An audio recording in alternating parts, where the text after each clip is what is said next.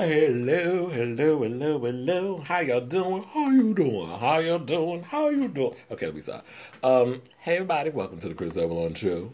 I am Kris Avalon, and for the next 2 hours, the Pied Piper of pop culture will be bringing you the best in celebrity news, gossip, LGBT news, and all the shit you may have missed throughout the week.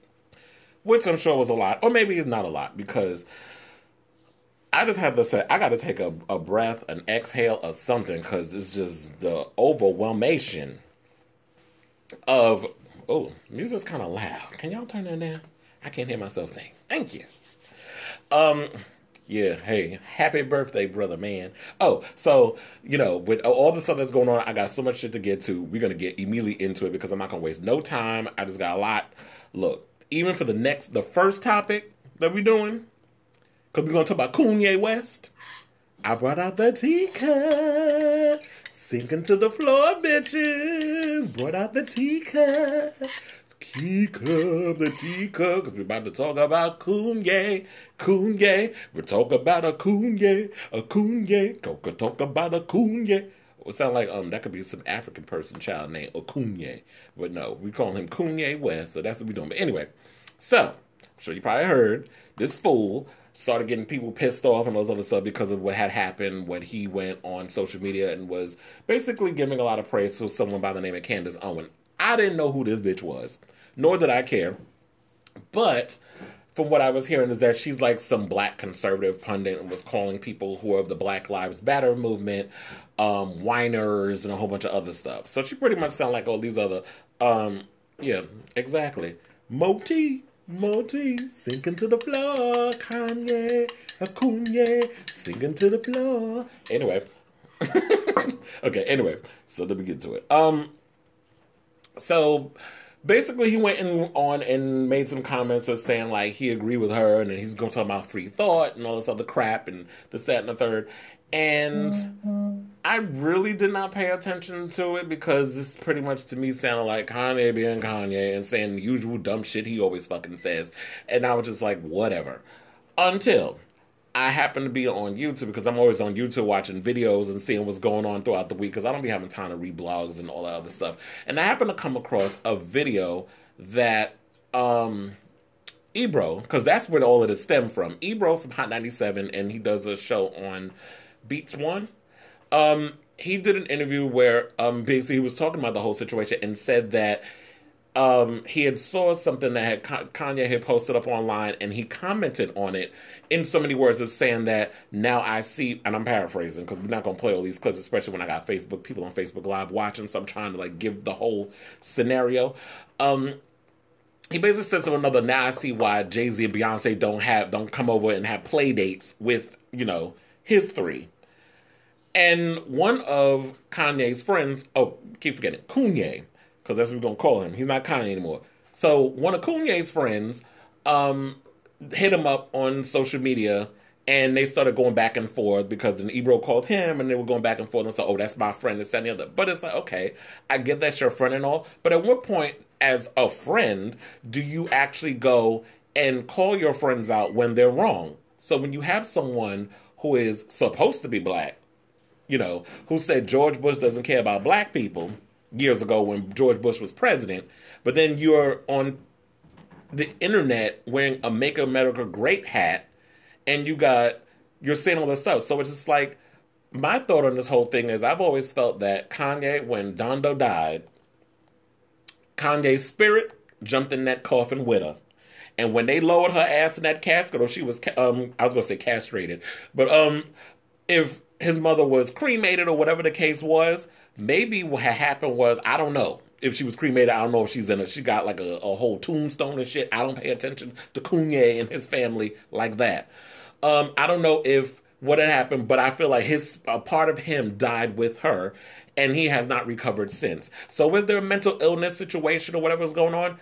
I don't know. Probably. One of the things that I've always said numerous times that we don't talk about in this community, especially people of color, we don't talk about mental illness. We don't talk about sexual abuse. We don't talk about all these things. But guess what? Kris going to talk about all that in the next hour because that seems to be the whole plaguation of what's going on when it comes to all the situations that's going on inside of media. Hold on a second.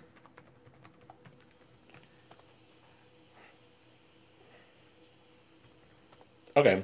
Anyway, because I'm hearing like stuff, so I'm trying to talk over because child, I can hear a bunch of reverb in my head. But anyway, so to keep it going is that you know what? Since he's come out and he said all this craziness and there's been shit that's been going on with Kanye. I don't know if he could be helped. I like the fact that there's people that's been trying to reach out to him and all this other stuff. So basically, what he said was on Wednesday, he was like, "You don't have to agree with Trump."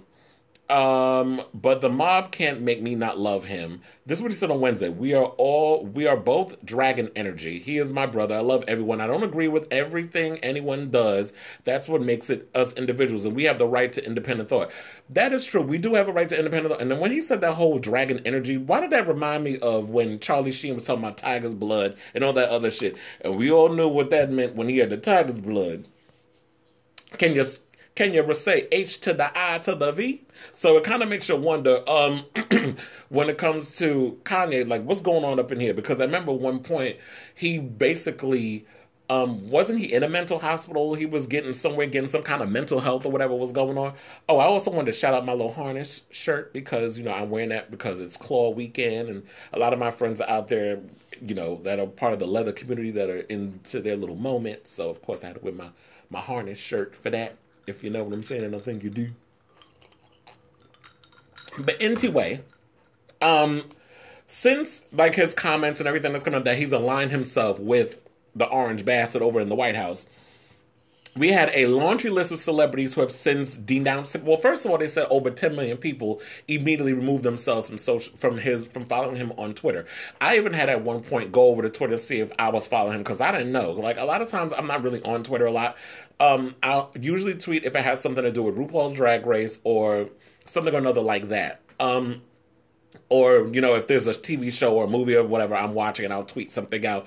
Or if Donald Trump has pissed me off enough that I got to tweet him some shit too. But other than that, I'm not really on Twitter that much. But the celebrities who have decided to chop that motherfucker for good, or I guess for now, until he gets some damn sense and he actually starts taking his meds and he gets rescued from the sunken place, which I don't see that happening. As long as he's married to them Kardashians and he starts thinking the way that he's thinking, I really feel like this man is way deep in the sunken place that I feel like there's no way of rescuing someone or pulling them from that place. And I just don't see that happening for him. But the celebrities who have removed themselves from following him are Snoop Dogg, Kendrick Lamar, Lana Del Rey, Nicki Minaj, Ariana Grande, Drake, Janelle Monáe, Coldplay, Pitbull, Justin Bieber, Katy Perry, Rihanna, The Weeknd, Troye Sivan, Shawn Mendes, Zayn Malik, Harry Styles, and Jaden Smith. So those are all the people who have decided to denounce that ban but I don't know what's going on with him. And then on top of that, let's just get real quick into the whole thing with Chance the Rapper. Well, here's the thing. When he was talking about the whole thing about free thought, there's a difference between I feel like everyone has a right to free thought if free thought is something that is going to push the narrative forward and make people think, not to divide and to ostracize. So now I feel like Kanye feels that he is living in that bubble in Calabasas and he's married to a Kardashian, who, those bitches are like that scene out of Get Out when they were in the backyard with the gazebo where they actually hold up the little signs and they auction niggas off before they go in and they do the little lobotomy scene that they did in that little office. In the house. That's what I feel like that's what they are. So he's been, lobotomized and sunken and he's sunken into the floor. He's already had this happen to him. Pimp Mama Kris already had him in the room, sitting across from her in the chair, was twirling the spoon inside the teacup. She sinking to the floor, nigga, sinking to the floor. Sinking to the floor, nigga, sinking to the floor. That's Pimp Mama Kris for you. So, I'm going to be bringing out my teacup throughout the night, or throughout the day, because it's, 2 o'clock. It's 2:15, baby. So, then Chance the Rapper, something came out where basically he got his ass handed to him because he basically tried to come out and defend him and said not all black people have to be Democrats, which is true. But I had friends and people who I socialized with on social media that were up in arms because he said this. And I'm like, but why is it that you're mad at him? Oh, excuse me. Why are you upset with him because of this opinion? When people seem to forget that black people were Republicans once upon a time until Democrats and that whole Lyndon Johnson, that whole shit came out back in the 60s. And then black people, then the Democrats started trying to, they steered more for trying to get the black vote and that sort of thing. And then since then, that's where our shit has shifted. And we started voting blue. And it started to spiral and get bigger and that sort of thing. But now I feel like Democrats take the black vote for granted. And we saw this happen when Hillary Clinton was running for office. I feel like we started, and I'll speak for me, I started to see through the Maybelline with her. Like, everybody keeps saying, well, why don't you want a woman to be president? I'd love a woman to be president, but I want a woman, a real woman. And I'm talking about not somebody who speaks and acts political, like somebody who actually has a political stance, but also has a human stance. It doesn't come across as robotic or someone who's been in a lot of debates and is not really for the people, or like what I saw recently with Cynthia Nixon. She's trying to run for governor of New York. How they, when those times come, when the only time that Congress people or people who get into politics want to show up for the people of the community is, oh, you know what, we'll bring a couple of cameras and we'll go look at mold and shit in your apartment in the projects. And then all of a sudden, we'll look into it. We'll do so because it's a photo op. It's an opportunity to have a camera around and this, that, and the other, just so that way it shows that I give a damn. And a lot of times it's like, I just didn't feel, what's the word I'm looking for? Authenticity, I guess, is the word I didn't feel from her. She didn't give me authenticity. And I ain't saying Trump's any better because we already know I can't stand that motherfucker. I never liked his orange ass to begin with. Him and Giuliani, who's now his new lawyer. But, that's just, if you're from New York and you know the whole era and you've been into politics, you know why we don't like a person like Giuliani, because Giuliani was out there long before this whole thing came out with Black Lives Matter and police brutality and all this other stuff that's getting caught on camera. The shit was going on in New York under his reign back when he was running things. And this was like, what, in the late 90s into like 2001, 2002? That's when we had Giuliani as a mayor. So it's a whole shitload of shit is what I'm trying to get to. But my thing was like, I got where Chance was coming from, but I felt like as someone who is your friend, you don't go on social media and start defending and doing other stuff because it's going to make you look crazy.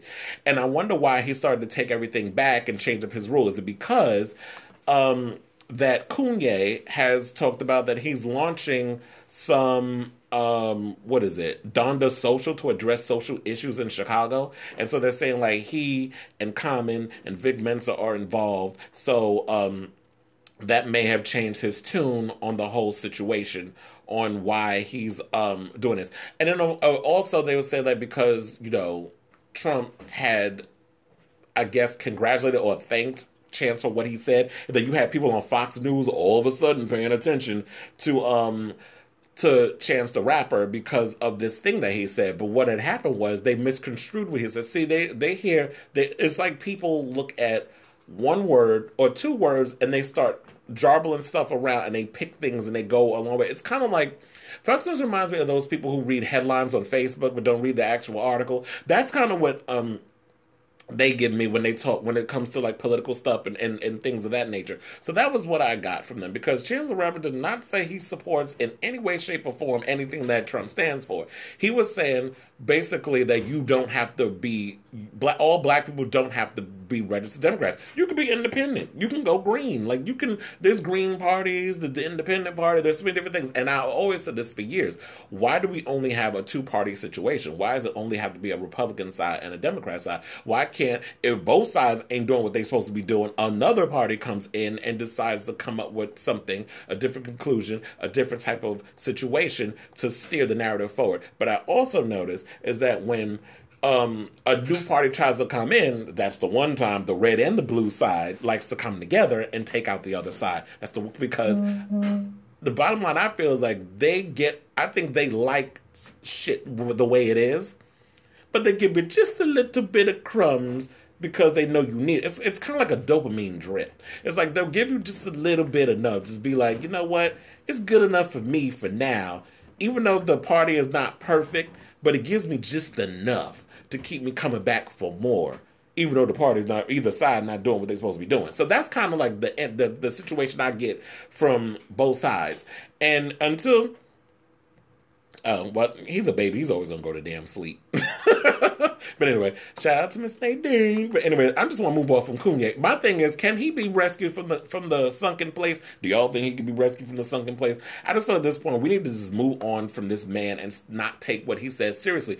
I didn't really listen and pay attention to take him so seriously and all this other stuff, but I just feel like his thoughts are very dangerous.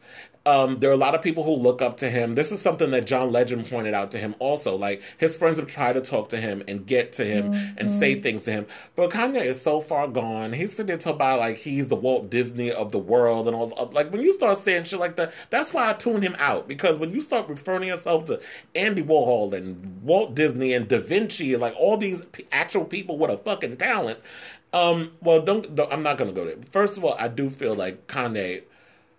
College dropout Kanye was talented. That was the Kanye I like. Socially conscious Kanye. Someone who was like a voice of the people at the time. But the fact of the matter is, you know what? He's crossed over. Like I said, he's in the sunken place. He's not that person anymore. He's someone who has taken a moment and has progressed to the other side. You know, hanging with the people of Calabash. Like these the wealthy. He's a part of that world now. He's not part of us. He can't relate to what we can relate to. And that's why I feel like when that point in time comes, when I get to a level of fame and fortune and all the bigger successes that I'm working hard for, I always want to try to keep, and I think that's probably been a fear of why I haven't really pushed as far, because I always have this underlining fear of losing a sense of myself once you cross over. So it's like always trying to, you want to grow and develop and have those big successes. You can have all the money and stuff, but you want to be able to progress in other places and also keep a bit of your humility. So that's what I'm looking forward to or trying to do. But you know what, Koonye, shout out to you. Let us pray for you and sink into the floor, bitch. Sink into the floor. Okay, so now, let's move on to another one who, another idiot, because, you know, we went in on him. Let's talk about Kim Zolciak. So, oh, yeah, okay. Yes, I remember that conversation. Okay, so, I'm sure you all saw the Real Housewives of Atlanta. If you didn't, then I'm about to fill y'all in. So, the 3-part reunion came to a head last Sunday. I was bored with the other 2 parts because there was nothing really juicy that was going on. Everybody knows all the drama extended from Kim. Kim was the main bitch on the show that was stirring the pot. She was barely on the show, but she was the center of everybody's roast and gag, and she deserved it. But, okay. So basically, there's this whole thing with roachgate and this, that, and the third, where people are feeling like what she said was offensive. I do feel like it was offensive. And my issue with her was that, yes, Bill Cosby is on today's agenda, and I'm going to be getting to that. So I think that is, I got about 2 more topics to do after this one, and I'm going to get to Bill Cosby. But anyway, she had a full-blown meltdown at last Sunday's episode, and then there was a point where she pulled Andy Cohen in the bathroom, where, you know, she was with the Uber driver / a new sweetie, a.k.a. Croy. Croy is the new sweetie of the show. That's why I keep trying to tell people. And people done forgot about Sweetie, but I bring her up. So basically, here's what she said. She was like, you know why you have not found another white woman to sit on that motherfucker? Because nobody's dumb enough to do that. This whole racism thing in this day and age is bullshit. Every one of those motherfuckers on that couch owe this world. I was trying to say it like how she did. A motherfucking apology for this racism shit. They have tried to claim that shit long ago. As you know, nobody really bought into it because social media wasn't there and racism wasn't fucking all that real. So now when you say that, she has a point to the point of, you know what? Racism wasn't prominent. Oh, people weren't aware of racism because social media wasn't what it was back in the day when the Real Housewives came on TV 10 years ago. Social media wasn't where it was 10 years ago when we were talking about racism. Now, you know, we have, what's the word that I'm trying to remember what was the word that Todrick Hall used. He was like, what was it? Woke police, woke parade. He said something. He said something or other. I was like, I'm gonna try to coin that term. So it's like, woke Olympics. That's what he said. So yeah, so I'm gonna try to use that one. So it's like, we have this whole situation. But yes, there are lots of people running in that woke Olympics where a lot of people are coming out with their B2s and their terms and a lot of stuff. Now, people have power to speak out and let their voices be heard because of social media. But to say that racism wasn't real because social media wasn't there, it's ignorant to the fact that racism's always been around. You've just been oblivious to it because you never had to face it because you're a white woman. See, a lot of people seem to forget that. It's like, you know what? White people, I've realized, it's like, I know a lot of y'all don't want to have to continuously be reminded of the shit that your ancestors have bestowed upon people of color, but and that's fine. Like, you don't have to be we don't have to keep beating you over the head with it, and that's not the intent. The intent is that when you say certain things and you don't understand why you're saying the things that you're saying, or that why people associate the words that come out of your mouth with certain connotations, as in racism and this, that, and the other, and if you to scoff and blow it off, which is what she did in the episode. What she did in the episode was when they were trying to tell her that when you say someone has roaches in their house, it is equated with being dirty. It is equated with being poor, lower class. And everybody knows, if you remember back to the very first season of The Real Housewives of Atlanta, Nene has always been looked down upon. Nene has always been looked down upon as the lower class girl because Sheree was the one that was able to get everybody in the club, everybody VIP, everybody this, everybody that. She was Miss, I have connections with so many people in the industry. Kim was, Miss, I was being taken care of by an old ass white man and being a stripper and doing all the other secret shit she didn't want nobody to do. Kim was nothing more than an opportunist. That's exactly what she is. So when you try to tell people this stuff, that's where the anger comes from. And I watched her on that episode where they're trying to tell her that, and she's like, like she's rolling her eyes and scoffing and being dismissive. That's also a fact of the matter of, you know what, you're not even trying to hear what the fuck I want to say, and it's disrespectful, and now you feel like you should just be allowed to say whatever the hell you want to say without repercussions. And this is what I realize, this is the world in which we're living in now. It's accountability, having people being held for the accountability of the shit that comes out of their mouth. And a lot of people ain't ready for it, particularly a lot of white folks. Y'all not ready for that shit. And you either get ready or you wind up with your show being put on hold, which is what happened with Don't Be Tardy. So I wanted to point out the reason why a lot of fans are pretty much saying that they're not buying into what she said. And another thing, you know what, Sheree, I'm glad they fired your dumbass. The bitch went from I don't know how she gonna pay for the chateau, but now she on what is it? What I don't like about Sheree is that while she's saying all of this, like, she's literally like with that man jaw, like, not saying shit. Like, that's what pisses me off wholeheartedly. It's like, you just sit there like the coon that you are. And now I feel like what it is, because Nene is now the HBIC, that her success has not come from who she knew and all this other stuff. Her success has come from because she's a big personality, and that resonates in reality TV world. People like someone with a big personality who could be sassy, all the things they used to say about me and my previous job they had a problem with. But in Hollywood, they love you for it. They like when you could be brash and sassy and funny and exciting and have this broad, energetic vibe to yourself. So that's where she's excelled, and that's where all her money and accolades and all this stuff came in. Nobody's calling Sheree for gigs. Nobody's calling Kim for, like, what other gig Kim doing besides Don't Be Tardy? And another thing that pissed me off about her too, she was sitting there saying, like, no one would be brave enough to come on this show. And I'm sitting there like, but bitch, if it wasn't for the Real Housewives of Atlanta, you wouldn't have a gig. Nobody would know who the fuck you were. So that was kind of what's bothering me too. It's like, you're biting the hand that basically fed you.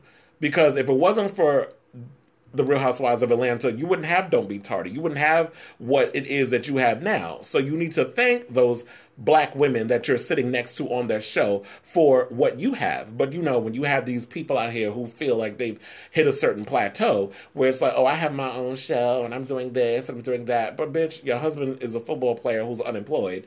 You have 6 children that you're basically taking care of. You're addicted to plastic surgery. You have an alcohol problem because you said it on the show that you can't travel or go anywhere without without having a drink. That's why Croy drives you everywhere. Then you get mad at Candy for saying that you have a drinking problem, which that's a definition. If you have to have a glass of wine from the time you wake up to the time you go to bed, doesn't that equate as possibly having a drinking problem? I mean, call me crazy. I could have sworn that's what that meant.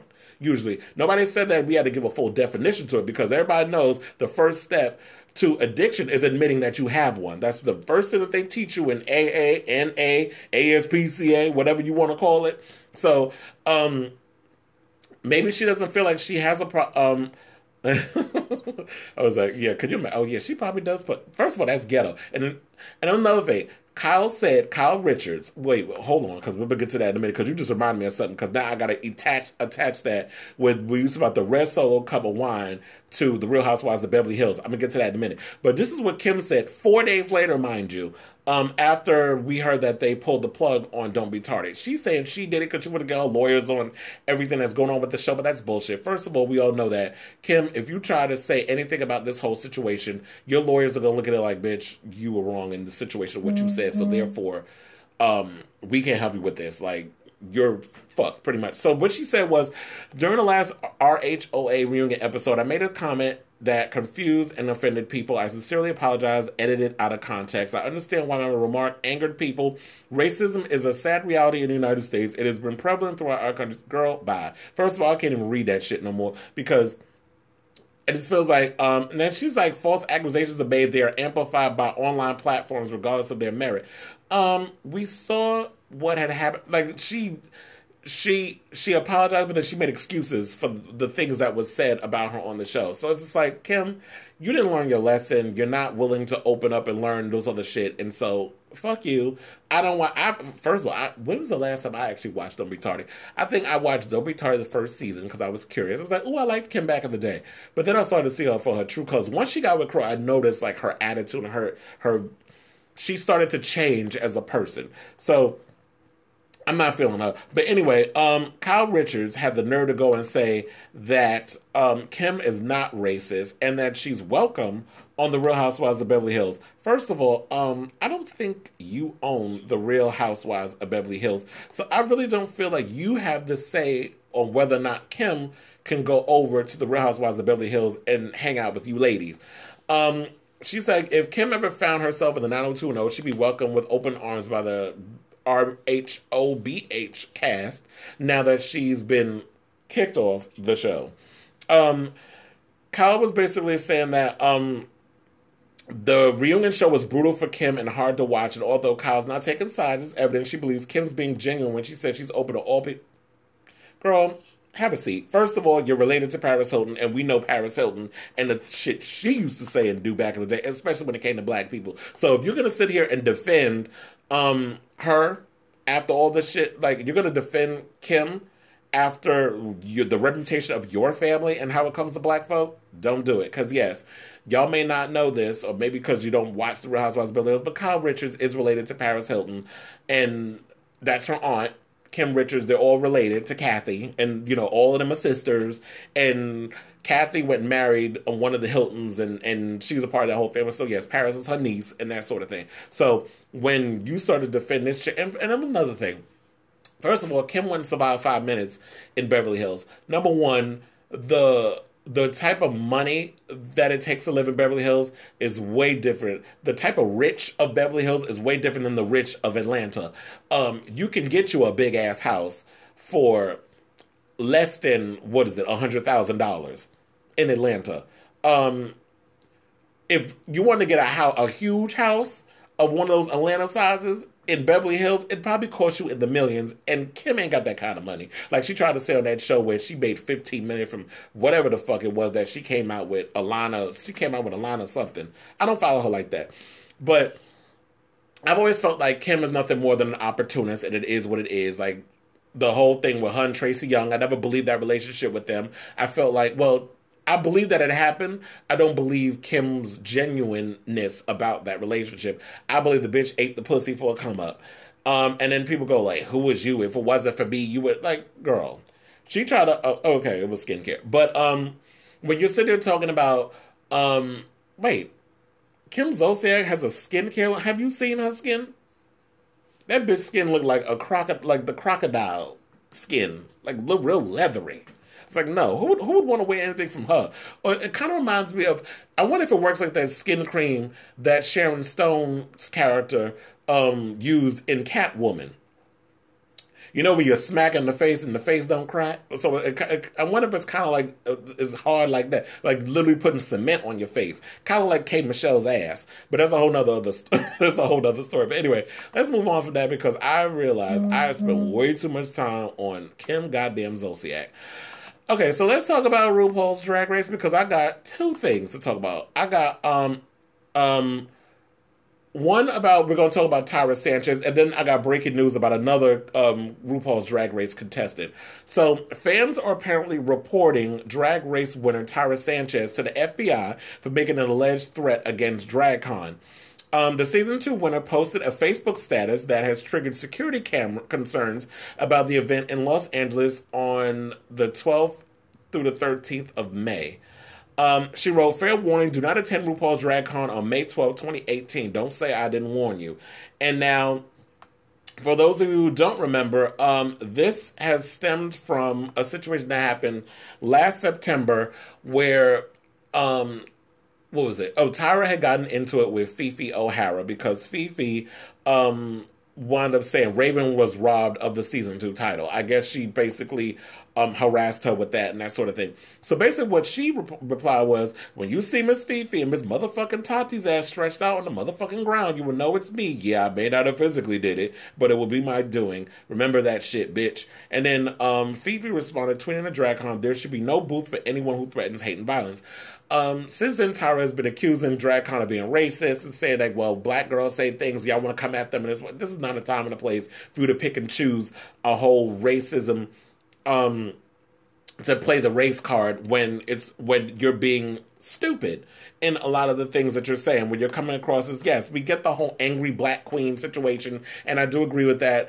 It was prominent when it's been throughout the seasons where I've said it numerous times when we have people who go in on people of, well, the black queens, like the Shea Kool-Aids and all these other girls who are on here who are doing really good and they're getting hit with racist tweets and all this other stuff and on social media. But when you go around and start saying ignorant shit where like this and you're threatening people and you're beating up people, you're threatening to beat people up and you're making crazy threats against DragCon, when especially in a time where we've had mass shootings in so many places, and I don't put down the path. Like, don't sit and people I've heard them scoff at, oh, it's just DragCon. Nobody's gonna really do nothing that did. Can you say the same shit? You said the same shit about Pulse. There were people didn't think that somebody would go and start shooting up a gay nightclub in Florida. That happened. So you can't sit and scoff at things and act like that violence or something of that magnitude won't happen because it's DragCon and it's a place where a bunch of drag queens are selling merchandise. So, and then the fans and everybody's coming out there because everybody knows DragCon is like for everybody, like women, men, children, families. Everybody comes to DragCon. So if a lot of people wind up getting hurt or injured or whatever the case is there, that's just not something you want to do it. And I'm sure like maybe people are looking at this as, oh, Tyra's making idle threats. But I say you should take any kind of thing seriously. That's the problem in this country. Like, we don't take threats seriously until the occurrences happen, and then we want to pipe up and be like, well, this could have been prevented, and that could have been prevented. When people make threats like this on social media, whatever the case is, I feel like everything should be taken into accountability on a case-by-case basis. Like, I'm not going to say put everybody under a broad brush, but it should be on a case-by-case basis. I'm going to keep y'all abreast of this. I was actually supposed to go to DragCon this year in LA, but oh, excuse me. Well, that sort of went down. It's going down. Okay. I forgot what the fuck I was talking about. But anyway, you know what? It's just gonna say it wasn't that damn important. I'll keep you abreast of what's going on with the whole thing with Tyra Sanchez, and we'll see if anything crazy happens at DragCon. But I do feel like at this point, she's pretty much destroyed her career. Like, I don't think any nightclub or any place is going to touch her because she's been having these crazy outbursts and just going in. Like, to me, I just feel like, Tyra, I don't even think you could even do drag as a side hustle or, like, even as a hobby because you've pissed so many people off. And now it's like, because of Drag Race is what it is. Like, if you were just a regular local queen, I'm sure, like, it wouldn't be as bad as it is now. But because you're associated with Drag Race, it's going to forever you're going to forever carry that around, and you're going to forever have to deal with these repercussions because of what Drag Race is. Jesus, my nose is itching like crazy. Okay, so let's move on from that topic. So remember there was a story that came out about drag queen Robbie Turner that apparently she went on social media and was talking about how she was in a car and there was an Uber driver, and there was a car accident, and the Uber driver died, and this and the other, and then people were saying, like, they don't necessarily know what's the tea on it because there's been conflicting evidence, or there's been no evidence of this at all, and this sort of thing. And then I started reading certain friends of mine's Facebook walls where they were talking about this situation that was going on in regards of Robbie Turner, and people started telling stories that Robbie Turner is a notorious liar. The bitch makes up a lot of stories. She's very, she the queen of fake news. You think Fox News is bad? Give that bitch a job over at Fox News. She'd probably do a good damn job. Have her do it in drag while she's at it. But anyway, so the whole situation was, on the afternoon of Sunday, April 15th, the Seattle-based performer posted a series of alarming messages on social media indicating that her late-night Uber had been involved in a fatal DUI accident which allegedly killed Turner's driver and sent the TV personality to the hospital with minor injuries. When Entertainment Weekly inquired with the rideshare company and the Seattle Police Department, because I guess this bitch didn't think that, if a story like this comes out, the news reporters, especially entertainment news reporters, weren't going to look into it. Now she's actually come out and admitted that she fucking lied and said that this situation existed. So, what is it? So you had Trixie Mattel, Bianca Del Rio, and Kim Chi mocked the incident online while fans posted derogatory comments on her various social profiles. Now she's talking about it, and she said, this is what she said in the tweet, because it's a whole Q&A. If you want to go read the whole thing, it's on Entertainment Weekly. But what she said is, she woke up with bruises on her body, and I woke up with a headache. So my initial reaction was I thought I had a concussion. I was worried because I was alone. I wasn't going to be seeing anyone for a few days. I usually try to rest and sit still after a weekend of shows, and I more or less woke up worried that I had a concussion, so I made a scheduled post for when people would be waking up Sunday morning. I was already falling asleep and was panicking. I did wake up with very large bruises and a headache, and I've always had this irrational fear of concussions. So, bitch, did you get hit?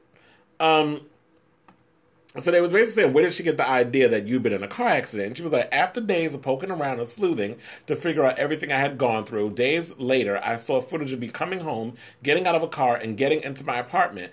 Okay, what I think happened was I slipped something in my drink because I didn't drink that she was slipped something. Okay, girl. So now you blaming somebody slipping you a motherfucking Mickey. Just admit you're a liar. Like, you're putting a lie on top of a lie. Nobody believes you now. You lack credibility, and you're a mess. I didn't even like Robbie Turner when the bitch was on RuPaul's Drag Race. So this even solidifies the situation with what's going on. But now it goes on to say, you think you slipped in the shower or where you slipped something in your drink? And then she goes, both, because I didn't drink that much that night. So the concussion came from possibly being slipped a drink and falling in the tub? And you was out of the club? How you be in three places at once? Girl, that's why I said, like, how you be in three places at one time? I can't with you bitches. I shan't with you queens. Y'all need to get y'all shit together. So anyway, I'm just done with her. But go on Entertainment Weekly. The post came out yesterday where it goes into a whole Q&A of what happened. So I want to get into this whole Todrick Hall thing because now, speaking of, since we're in the whole RuPaul's Drag Race situation, he's been put under fire by a guy named, because I had to write it down, Justin J, who did an article where he was saying that on his website, The King of Reads, where he was basically talking about that Todrick Hall is not black enough. And basically he was saying that it was filled with everything but a Taylor Swift cover of September. There was an issue that I said I felt like where it all stemmed from, because it goes on. First of all, Todrick Hall felt the need to post a 15-minute video defending why people, he doesn't understand why people feel he's not black enough. And what Justin was pointing out was the fact that Todrick tends to embrace white people in his work more than he does his own people. It wasn't until recently that Todrick started incorporating more black people into stuff. If you saw what the hell's the name of his new album? I always forget the name of his new album. Is it Forever? Forgetful? Because I am forgetful right now. Forbidden. I knew it began with a damn F.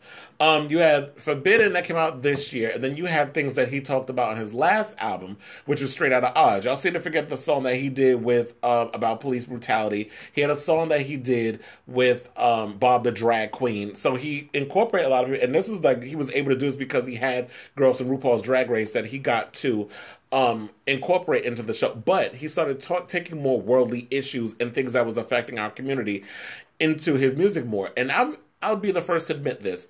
I was not aware of Todrick's earlier work. I didn't start becoming aware of him until Straight Outta Oz came out. That's when I started paying attention to him and started listening to his music and watching his videos. And I liked the fact of what I saw, only because I liked that Todrick was someone who he came from American Idol. He didn't really make it far, but he was an openly gay black man who decided to go independent, gather a bunch of people. He choreographs, he writes, he does the music, he does everything himself.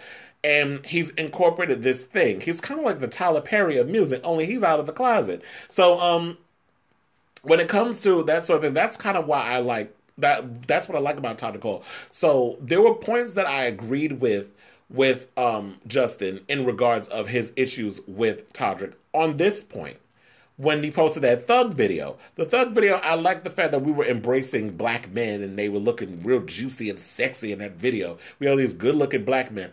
I did not like the stereotypes of the lyrics, where he was talking about he liked them Kim K types. And it's sort of like, when you look at the lyrics, and it's like you're playing into stereotypes of what you think these black men are. And I don't see Todrick as someone who's mean-spirited that would throw shade at the Kardashians. I would see him aligning himself with the Kardashians more because, he's a friend with Taylor Swift and all that other stuff. But, or maybe not, because since he is friends with Taylor Swift, he wouldn't be friends with the Kardashians. Speaking of which, now I remember because I'm bringing it up again, I was just thinking, Koonye is aligning himself with Donald Trump and the Trump supporters, right, and the MAGA people, but go ahead and say something against Miss Mayonnaise, Taylor Swift, and watch how fast they turn on you. I just want to bring that up. I did not like, speaking of which, because I was just saying that about it, because she's about as plain as mayonnaise. That's why I say that. But when you look at Justin, when he was making, I felt like there was points he was making about, there's issues that I have in our community in regards of mainstream black people. Once you hit a certain plateau, how all of a sudden you forget who you are, you don't want to be socializing with black women, or you don't want that sort of thing. But to me, I just felt like the bigoted words that he was using in between was unnecessary. Like, he would just, you align yourself with mayonnaise, and like, you're generalizing white people. That's the kind of what I felt that I was getting from the article and from Todrick. And my thing is this, Todrick, you don't have to justify your actions or tell people shit. Like, I don't sit around telling everybody what the fuck I do, but you don't have to go around and tell people like, oh, well, I'm doing this for the community, I'm doing that for the community, and you don't acknowledge that. And it's like, who cares? Like, as long as you know what the hell you're doing, that's fine. And I kind of wish we lived in a world where we didn't see color when it came to people being in relationships, that I could look at a white guy, or I could look at an Asian guy, I could look at a Latino guy, I could look at someone else who is of a different race or nationality, ethnicity, and just be like, you know what, I think you're attractive, I like you, and that sort of thing, and that's great. So I kind of wish we could kind of look at it that way, but we don't. So it is what it is.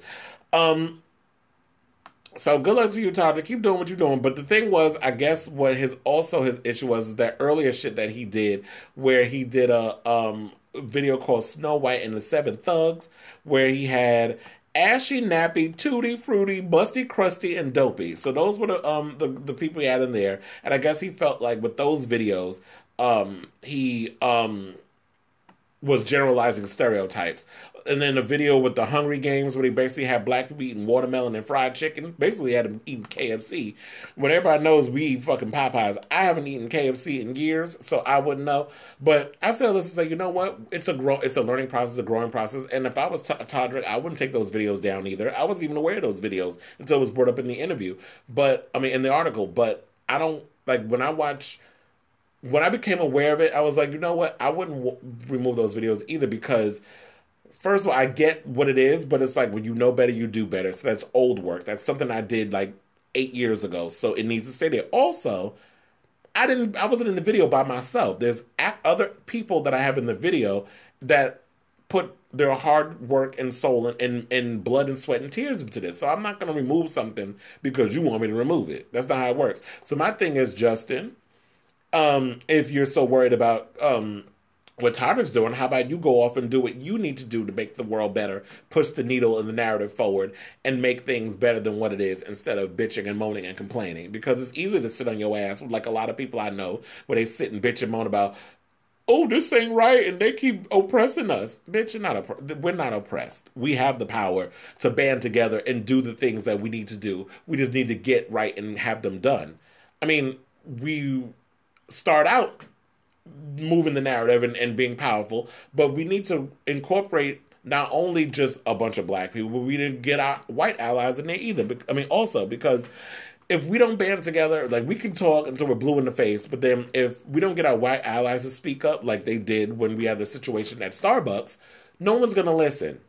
Because we've been doing this shit for the longest. Okay, so real quickly, because I have like 8 minutes left before we're down to the first hour, let's get into Bill Cosby. So I'm sure you all heard on Thursday that he was found guilty of all counts. I remember one time I was in jury duty a couple of years ago, and I was juror number one. You know, the one that has to read the verdict to the judge and and everybody in that room, the plaintiff and the other one. And there was a situation that occurred where they said, like, you know, when you were watching the news, they would say, oh, he was found guilty on all 3 counts. I actually wrote that on the paper. And I wasn't supposed to. They was like, you're supposed to break it down on what the counts were. But that's what they say in the media. It's like, oh, and he was found guilty on all 3 counts. And that's what I wrote. I was like, oh, he's found not guilty on all counts. I was like, you can't write that on the paper. So it was a learning lesson for me. But anyway, so his spokesperson is basically equating the trial to the lynching of Emmett Till in a TV interview that happened yesterday. So basically, he said a spokesperson, Ebony Benson and Andrew Wyatt, defended their client a day after he was found guilty of aggravated decent assault. GMA host George Stephanopoulos asked if they really believe all 60 of his accusers are lying. And what they said was, since when are all women honest? We can't take a look at Emmett Till. We could take a look at Emmett Till, for example. Benson replied, referring to the black Mississippi teen who was lynched in 1955 after a white woman falsely accused him of rape. Also said, what lawyer Gloria Allred was able to do, she took a salt and pepper shaker, she shaked out a lot of salt and sprinkled in a little black pepper, and the South came east, and that's what we saw. I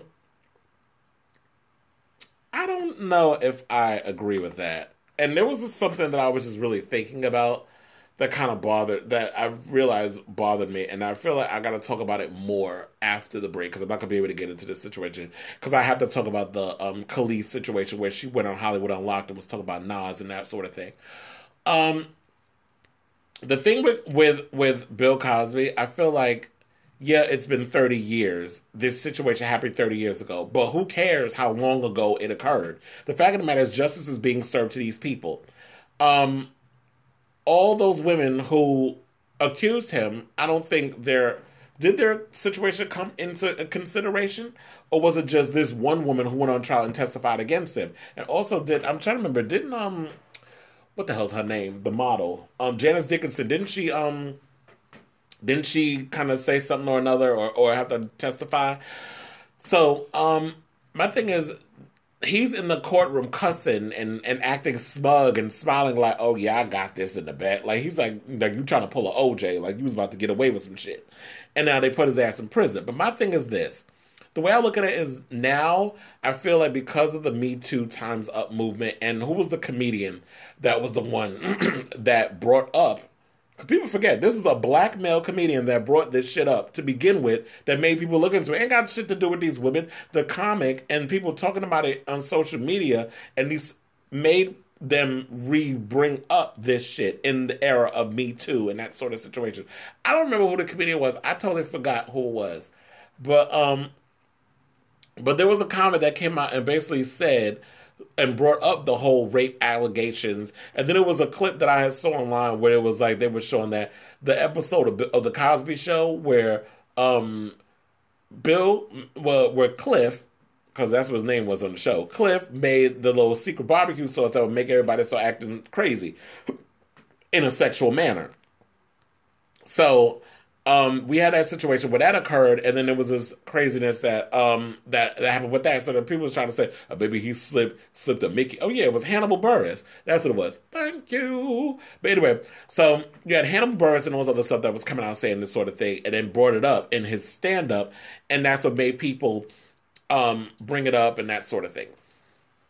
And made people look into it. But I feel like because we're in the era of Me Too, where a lot of women feel like they have the power, because once upon a time, women didn't have that much power. Women didn't really have the ability to speak up and have their voices be heard, and people take them seriously and that sort of thing. It wasn't until social media became what it is now, that thing that Kim Zolciak was just talking about, racism doesn't exist, because it's the same thing. We can put that in the same wheelhouse as sexual assault, where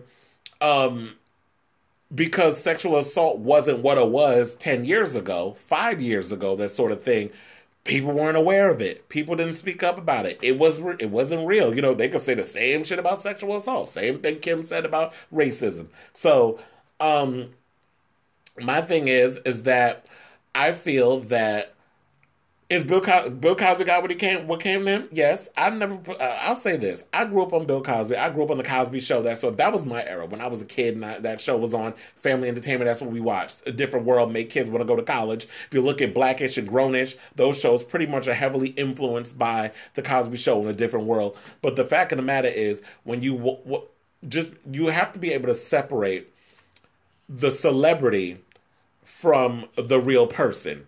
And we keep worshiping false idols, from Bill Cosby to Michael Jackson to R. Kelly to Russell Simmons to Nas, to so many different people that people look at. Oh well, I would have never expected him to do something. Like, you don't know these motherfuckers. You think because you see him for a couple of hours in a concert, on TV, or in an interview, that this is actually who these people really are? Like, no, this is not who they are. They are performers. They're artists. But at the end of the day, they're also human.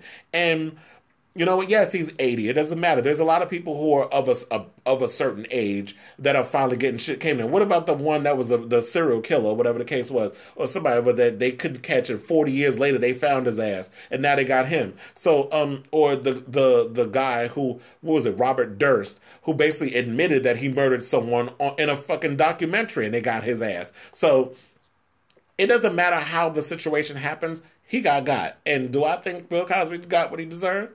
Yes, because I don't like him. So now, what we're going to do right now is we're going to go into our first commercial break. When we come back, I got some tea on the Cosby Show. Well, actually, we just did the Cosby Show. What the fuck I'm talking about? Speaking of which, they pulled all the reruns off Bounce, if y'all watch that channel. Sometimes I forget that shit exists. But yeah, the Cosby Show reruns is pulled, which I kind of feel bad for the rest of the cast. But look, it is what it is. I don't know how Keisha Knight-Pullen will get the rest of her money, but I think she just got full custody of her daughter, by the way. I got tea on Stevie J and Jocelyn and their court case. Sierra's calling her future deadbeat father. I have Khalees and Nas. I got that whole situation that's going down.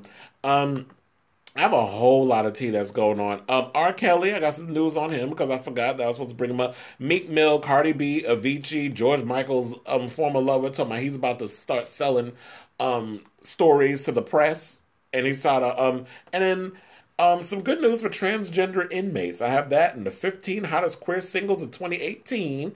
And also, there was an article that I came across, well, an interview I came across between two drag queens from Drag Race, and they asked, why do drag queens and gay adult film stars, how come they get along so well? So we'll get to that when we come back with more of the Kris Avalon Show. But first, what we're going to do is play Jennifer Lopez's new single, El Anillo.